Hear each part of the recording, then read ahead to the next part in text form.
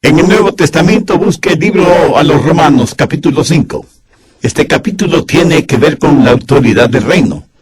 Y cualquier iglesia que pretende ser una iglesia y no funciona bajo el principio de la autoridad del reino es una farsa, no una fuerza.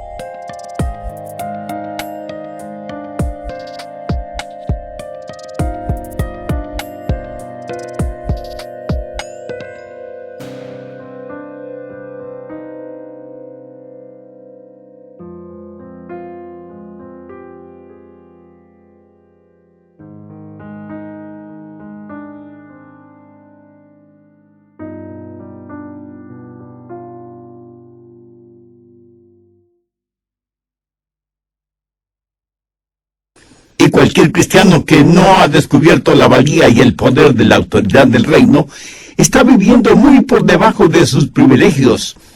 Y no solo que es una desgracia para la gracia, sino que deshonra a su soberano Señor.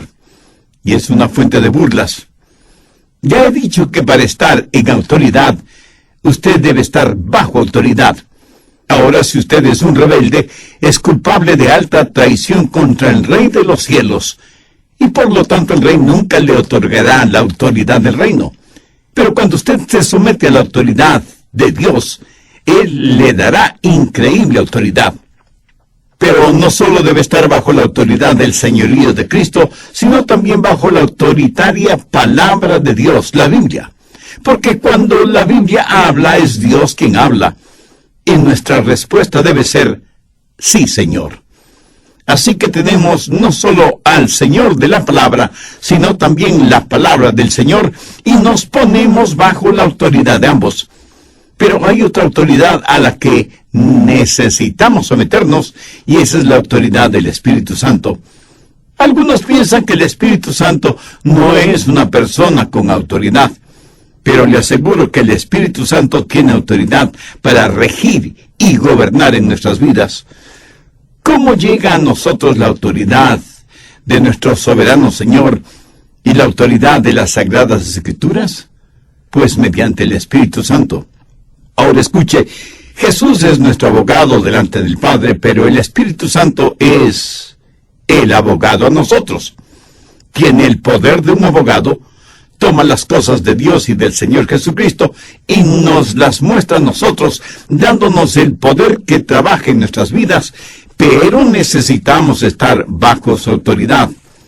Algunas personas tienen conflicto entre el Espíritu Santo y la palabra de Dios. Dicen, bueno, no estoy limitado por las Escrituras porque estoy bajo el poder del Espíritu Santo.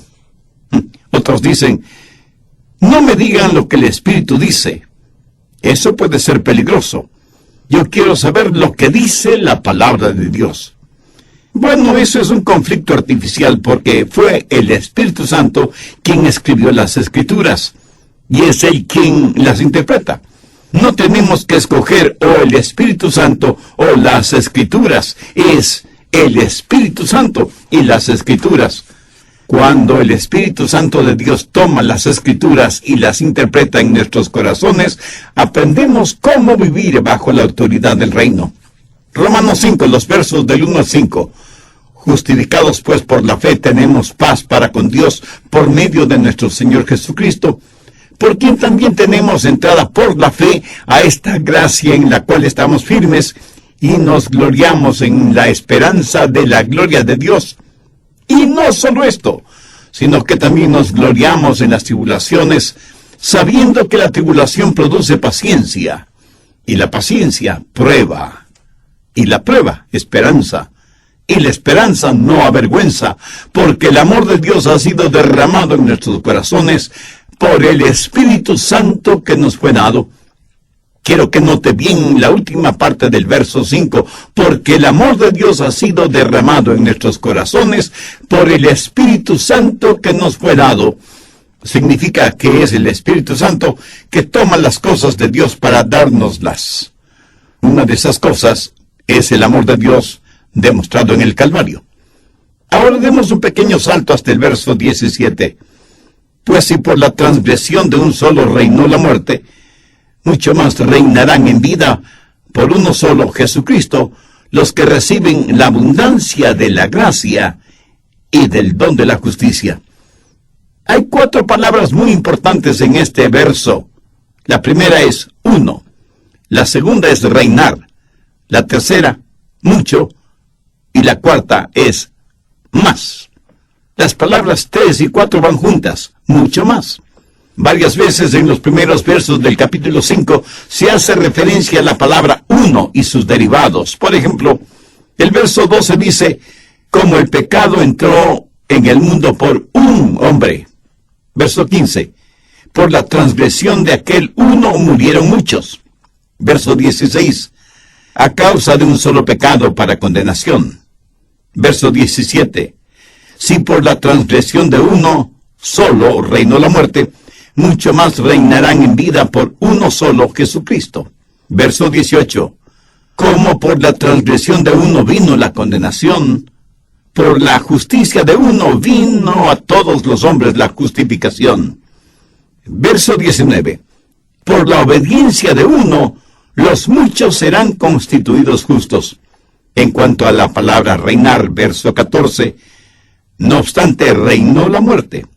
Verso 17, si por la transgresión de uno solo reinó la muerte, mucho más reinarán en vida por uno solo. Verso 21, así como el pecado reinó para muerte, así también la gracia reine para vida eterna. El reinar significa gobernar, tener autoridad. Así que las 2 palabras claves hasta este momento son uno y reinar. Veamos ahora esas 2 palabras, mucho más, verso 9, pero mucho más estando ya justificados en su sangre. Verso 10, mucho más estando reconciliados. Verso 15, abundaron mucho más para los hombres la gracia. Verso 17, mucho más reinarán en la vida. Y verso 20, mas cuando el pecado abundó, sobreabundó la gracia. Ahora, ¿qué significa todo esto? Pablo está diciendo que hay 2 reinos, el reino de la luz y el de la oscuridad. Hay el reino de Dios y el reino del diablo, el reino de la vida y el reino de la muerte.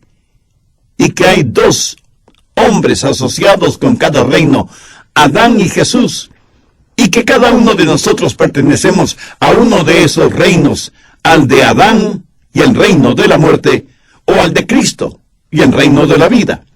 Y nos guste o no reconocerlo, pertenecemos a uno de esos reinos.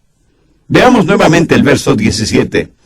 Pues si por la transgresión de uno solo reinó la muerte, mucho más reinarán en vida por uno solo, Jesucristo, los que reciben la abundancia de la gracia y del don de la justicia. Ahora, cuando usted sale del reino de Adán y viene a Jesús, usted tendrá más en Jesús que lo que perdió en Adán. Esa es la razón por la que Pablo enfatiza la frase, mucho más. Y alguien a lo mejor me pregunte, pastor, ¿qué es lo que perdimos en Adán? ¿Y qué es lo que ganamos en Cristo? ¿Qué debemos hacer al respecto? Bien, primero, ¿qué perdimos en Adán? Veamos el verso 19. Porque así como por la desobediencia de un hombre los muchos fueron constituidos pecadores, así también por la obediencia de uno los muchos serán constituidos justos. ¿Quién desobedeció? Adán. ¿Quién es el que obedeció? Jesús. ¿Qué es lo que recibimos de Adán? Recuerde que Adán representa toda la raza humana. A él Dios le dio el dominio sobre la tierra, pero Adán, al desobedecer, se volvió esclavo del diablo, y nosotros somos la descendencia de Adán. Recuerde que el hijo de un esclavo será un esclavo, y el nieto de un esclavo será esclavo, y así de generación en generación. Adán, al volverse esclavo, el pecado tiene dominio sobre aquel que debe tener dominio sobre la tierra. Y porque estamos en Adán y no tenemos el nuevo nacimiento, nos identificamos con él en su esclavitud. Se habla mucho de que somos a la imagen de Dios. Pero mire a su alrededor. ¿Cree que Dios tiene esa imagen? Adán fue hecho a la imagen de Dios. Nosotros somos a la imagen de Adán. La Biblia dice que Adán tuvo un hijo parecido a él, a su imagen. La imagen de Dios estuvo en Adán. Pero esa imagen de Dios en Adán fue manchada y distorsionada, y ahora no tenemos la imagen de Dios.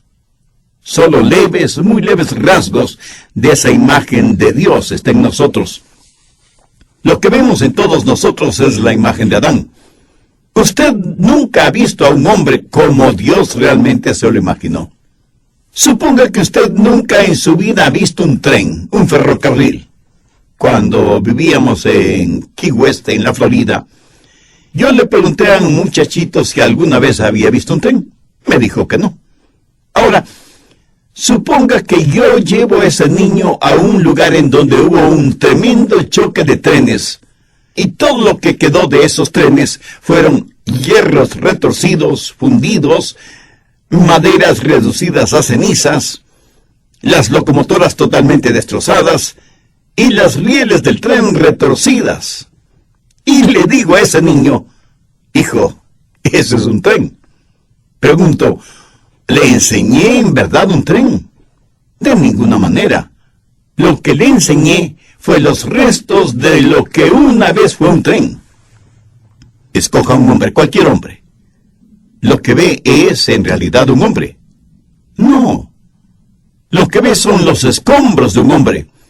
Y usted no podrá verlo como hombre total, sino hasta la resurrección, cuando, si es un hijo de Dios, será hecho a la imagen de Cristo. Y hasta cuando usted no entienda lo que se supone debe ser un hombre, no entenderá lo que se supone debe ser una mujer. Y solo entonces entenderá lo que significa el ser a la imagen de Dios. Pero por ahora hemos heredado algo de Adán, y hemos perdido algo en Adán. ¿Qué hemos perdido en Adán? Veamos el verso 6. Porque Cristo, cuando aún éramos débiles, a su tiempo murió por los impíos. O sea, de Adán heredamos debilidad en vez de fortaleza. Y aquí se habla de debilidad espiritual. Dios le dio a Adán la autoridad para que fuera lo que Dios quería que fuera. Pero Adán perdió ese poder, esa autoridad. Y Dios quiere que usted tenga esa autoridad para que sea lo que Dios quiere que usted sea.